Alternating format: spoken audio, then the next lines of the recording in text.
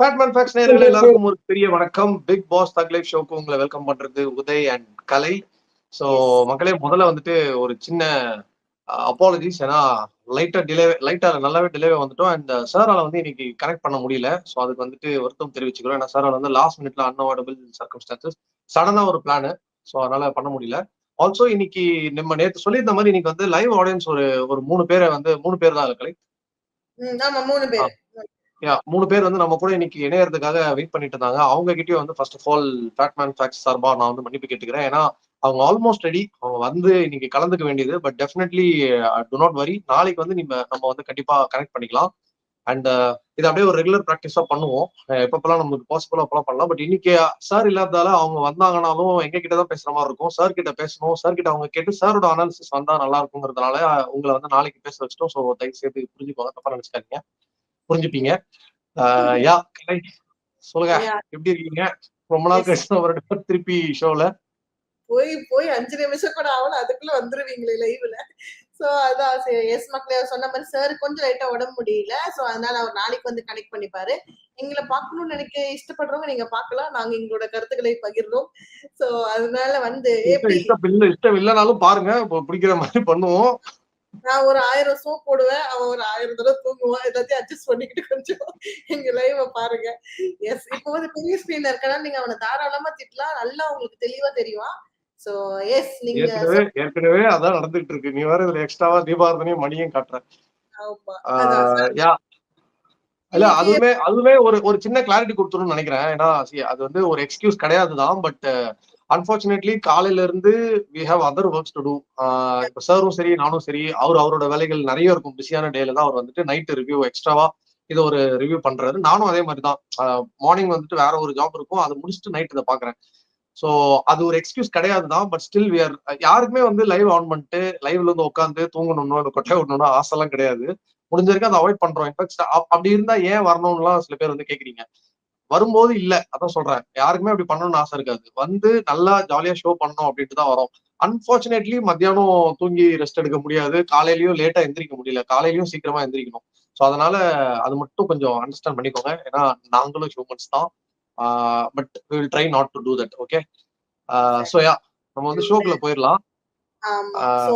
ஒருத்தர் வந்து கமெண்ட் பண்ணிருக்காரு, கூல் கை அப்படின்னு சொல்லிட்டு, பேர் இல்லாம இஷ்டம் இல்லாம எப்படிடா பாக்குறது, இவன் மூஞ்சி பாக்குற மாதிரி இல்லையே அப்படின்னு சொல்லிட்டு போட்டிருக்காரு. சோ என்னன்னா இவ அதாவது நான் கமெண்ட்டுமே தெரியுங்க. ஆனா இந்த மாதிரி வந்து பர்சனல் டார்கெட் பண்ணாதீங்க. ஏன்னா நாங்க அதான் சொல்றோம்.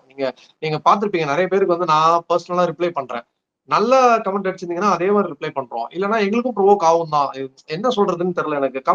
கமெண்ட் பண்ணும்போது நீங்க உங்களுக்கு அந்த உரிமையை யாருமே தரல. ஒருத்தரை வந்து நீங்க அப்படி பேசக்கூடாது. நீங்க சாரை பேசும்போது ஆகட்டும், என்ன பேசும்போது ஆகட்டும், கலையை பேசும்போது, நாளைக்கு யாரு எந்த சேனல் நீங்க பேசினாலும் உங்களோட கருத்தை மட்டும் தெரிவிங்க. நிறைய பேர் அதை பண்றீங்க, நான் எல்லாரும் சொல்ல. பட் ஒரு சில பேர் வந்து பர்சனலா டார்கெட் பண்றீங்க. இவன் மூஞ்சல யார் பாக்குறது, இவன்லாம் ஒரு ஆளா, அந்த மாதிரி எல்லாம் பேசுறது வந்து நீங்க யாருங்கிறதா காட்டுது.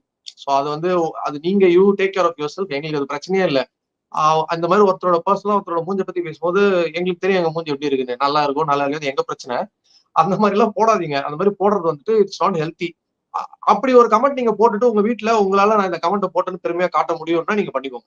ஏன்னா நான் பண்ண மாட்டேன். அப்படி ஒருத்தரை வந்து ஒரு பப்ளிக் ஃபோரம்ல ஒருத்தரோட பேசக்கூடாது.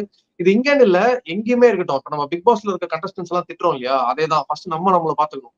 நான் எனக்கு நினைவிரிஞ்சு ஒரு கமெண்ட்ல போயிட்டு ஒருத்தனை ஒரு யூடியூப்ல இருக்கவனையோ ஒரு சினிமால இருக்கவனையோ யாரையுமே வந்துட்டு தரம் தாழ்ந்து திட்டினது இல்ல. சோ அந்த மாதிரி பண்ண வேணாங்கிறது என்னோட ரெக்வஸ்ட். உங்க இஷ்டம், நீங்க எப்படி இருக்கிறீங்களோ இருந்துப்பாங்க. அதான் அந்த நெகட்டிவ் எல்லாம் விட்டுருங்க. நம்மளுக்காக பாசிட்டிவா நிறைய பேர் இருக்காங்க. So thank you. ஆக்சுவலா நான் வந்து முதல்ல ஒரு பெரிய நன்றி சொல்லிக்கிறேன். நிறைய பேர் வந்து பர்சனலா இன்ஸ்டால வந்து எனக்கு மெசேஜ் பண்றீங்க. நானும் வந்து நான் வந்து இன்ஸ்டால நோட்டிபிகேஷன் ஆஃப் பண்ணி வச்சிருக்கேன். அதை தாண்டி நான் வரும்போது எல்லாருக்கும் ரிப்ளை பண்றேன். நான் அவ்வளவு சீன்லாம் கிடையாது. பட் நான் பார்க்கும்போது எல்லாருக்கும் ரிப்ளை பண்றேன். எனக்கு ரொம்ப சந்தோஷமா இருக்கு. நிறைய பேர் வந்து அப்ரிஷியேட் பண்றீங்க. நிறைய பேர் வந்து இது தப்பா இருக்கு ப்ரோ, இதை மட்டும் மாத்திக்கோங்க அப்படிங்கறதெல்லாம் சொல்றீங்க. உங்க பெர்ஸ்பெக்டிவ் எனக்கு சொல்றீங்க. இதெல்லாமே பயங்கர ஹெல்த்தியா இருக்கு. முடிஞ்ச வரைக்கும் நான் எல்லாமே பேலன்ஸ் பண்ண ட்ரை பண்றோம். நான் இங்க டீமாவே சொல்றேன். ஸோ எல்லாமே பேலன்ஸ் பண்ண ட்ரை பண்றோம். அண்ட் கமெண்ட்ஸ் எல்லாத்தையும் நாங்க போட ட்ரை பண்றோம். முடிஞ்ச வரைக்கும் நீங்க பாருங்க, ஒரு லைவ்ல பாத்தீங்கன்னா உங்களுக்கே தெரியும் எத்தனை கமெண்ட்ஸ் வருது, எத்தனை பேர் ரிப்பீட் பண்றாங்க அப்படின்னு. எல்லாரோட அன்பும் புரியுது. அது எல்லாத்தையுமே கலெக்ட் பண்ணி நாங்க முடிஞ்ச வரைக்கும் போட ட்ரை பண்றோம். அண்ட் ஒரு பெரிய ஒரு அக்யூசேஷன் இருக்கு கலை என்கிட்ட. நான் லைவ் பண்றேன்ல, நான் தான் கமெண்ட் போட மாட்டேங்கிறாங்க. என் 2 கையும் நான் லைவ் பண்ணும்போது இங்கதான் இருக்கு. நான் அட்மின் கிடையாது. அட்மின் வேற ஒருத்தர். பட் அட்மினோட கஷ்டமும் அதுதான். நீங்க சொல்லுங்க அட்மினோட கஷ்டம் என்ன? ஏன் கமெண்ட்ஸ் எல்லாம் வர்றது இல்லைன்னு? ஆமா. ஆக்சுவலி வந்து நம்ம அட்மினுக்கு பாத்தீங்கன்னா நெறைய ஒரு நம்மளுக்கு நீங்க பார்த்திருப்பீங்க. 4K கிட்ட வந்து நெறைய கமெண்ட்ஸ் வந்துகிட்டே இருக்கு. சோ அதுல ஃபில்டர் பண்ணி அவங்க எடுத்து போடுறாங்க. சோ கண்டிப்பா உங்களது வரல அப்டின்னா, அடுத்தடுத்த நாள் நீங்க போடுங்க. கண்டிப்பா வந்து வரும். அப்படியும் லைவ்ல வரலங்க அப்படின்னு நீங்க நினைச்சீங்கன்னா, நீங்க கமெண்ட்ஸ்ல போடுங்க. சாரே டைரக்ட்டா வந்து உங்களுக்கு கமெண்ட் பண்ணுவாரு. சோ அதனால வந்து நீங்க யாரும் கவலைப்பட வேணாம். சோ அப்படி. 6 எஸ். நிமிஷம் ஷோ இல்லாம ஓட்டிட்டோம். அதனால இப்ப ஷோக்குள்ள போயிடலாம். அதுக்கே என்னோட முட்டை தக்காளி தான் எடுத்திருப்பாங்க.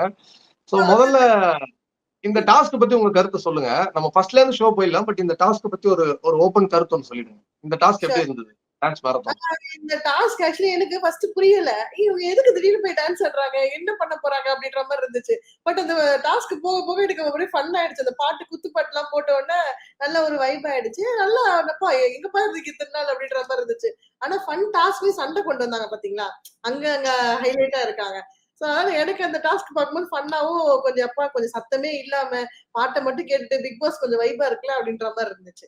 சோ சொல்லுங்க உங்களுக்கு சோ எப்படி அதான் எனக்குமே அதுதான். டியூரிங் த டாஸ்க் யூசுவலா வந்து இந்த இந்த சீசன்ல இருக்க கண்டஸ்டன்ட்ஸ் வந்து நெறைய சண்டை போட்டுட்டே இருப்பாங்க.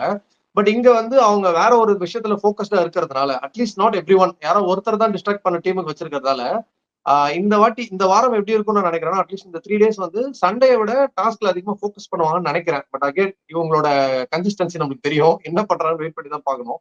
சோ இப்போ கரெக்ட். ஷோ ஃப்ளோல போனோம் அப்படின்னா, எடுத்த உடனே நேத்து நைட் நம்ம லைவ்ல ஒருத்தர் கமெண்ட் பண்ணியிருந்தாங்க. ஆஸ் வி ஸ்பீக் லைவ்ல வந்துட்டு இப்ப கனி அழுதுட்டு இருக்காங்க. அந்த சீன்னு சொல்லி சாண்ட்ரா முகத்தை பார்த்து பேசல அப்படிங்கறத பத்தி. சோ அதுல இருந்தே போயிடலாம். ஆக்சுவலா கனியோட எமோஷன் வந்துட்டு இப்ப எனக்கு 2 பேரோட எமோஷனுமே புரியுது. சாண்ட்ரா வந்துட்டு ஒரு கோவத்துல இருக்காங்க. அவங்களுக்கு பேச பிடிக்கல அப்படின்னு இருக்காங்க. பட் அந்த வீட்ல இருக்க கண்டஸ்டன்ஸ் கிட்ட அதை காட்டக்கூடாது. ஏன்னா யாருக்கும் யார்கிட்டயும் போய் பேசணும்னு ஆசை எல்லாம் கிடையாது. அது ஒரு அந்த கண்டஸ்டன்டா இருக்கும்போது அவங்களோட கேமுக்காக அவங்க பேசுறாங்க. இந்த டாஸ்க பண்ணுங்க, இந்த வேலையை பண்ணுங்க. அப்படி இருக்கும்போது ஒருத்தர் முகத்தை பார்த்து நம்ம பேசும்போது நம்மள அவங்க டிஸ்ரெஸ்பெக்ட் பண்ற மாதிரி கனிக்கு ஃபீல் ஆயிருக்கு. பட் அது அந்த இடத்துல காமிச்சிட்டாங்க. கனி நீ என்ன பண்ணிட்டு இருக்கேன்னு தெரியுதா அப்படின்லாம் சொல்லிட்டாங்க. அண்ட் வினோத் வந்து அதை கேட்டும் போயிட்டாரு. சீனும் சொல்லியாச்சு. அது அவங்க பர்ஸ்ட் ஆகி சாண்ட்ரா போய் அழுதுட்டாங்க. அது என்னமோ ஒண்ணு கனிக்கும் எமோஷனலா ஹர்ட் ஆயிருக்கு. அவங்க உள்ள வந்து அழுதுட்டு இருந்தாங்க. சோ 2 பக்கம் அந்த மாதிரி இருந்தது. நெறைய பேர் கனிகிட்டயும் கேட்டாங்க. நிறைய பேர் அங்கேயும் கேட்டாங்க. பட் இதோட ரிசல்ட் என்னன்னா நெக்ஸ்ட் டே மார்னிங் விக்ரம வச்சு சாண்ட்ரா பேசும்போது தான் நிறைய விஷயங்கள் வந்து ஓப்பன் அப் ஆச்சு. ஃபார் இன்ஸ்டன்ஸ் நம்ம லைவ் போயிருந்தோம்ல அன்னைக்கு நடந்த விஷயம். அதாவது விஜய் சேதுபதி சார் வந்து மாத்திரை போடல, ஏன் தலைவலிக்கும் போது மாத்திரை போடல, மாத்திரை கேட்டீங்க மாத்திரை கொடுத்தா ஏன் போடலங்கிற மாதிரி கேட்டு இருந்தாரு. அதை வெளியே இப்ப கொண்டு வந்திருந்தாங்க. அதாவது அன்னைக்கே என்ன சேதுபதி சார் காப்பாத்த ட்ரை பண்ணியிருந்தாரு. தலைவலிக்குதுன்னா மாத்திரை கொடுத்தாங்க, மாத்திரை ஏன் போடல, அப்போ அவங்க சீன் கிரியேட் பண்றதுக்காக நடிச்சிருக்காங்க அப்படிங்கிற மாதிரி சொன்னாரு. இதை விக்ரம் அழகா கேட்டுக்கிட்டு கனி கிட்ட வந்து சொன்னது. கனி போக கூடாதுங்கிறதுக்காக நான் பண்ணேன் அப்படின்னு சொன்னது. இது வந்து ஒரு ரிவீலிங்கா இருந்தது. உங்களுக்கு எப்படி தெரியுது? திவ்யா நடிச்சிருப்பாங்கன்னு நினைக்கிறீங்களா? Is Divya capable of it? இல்ல திவ்யா வந்து நிஜமாலே பண்ணாங்களா?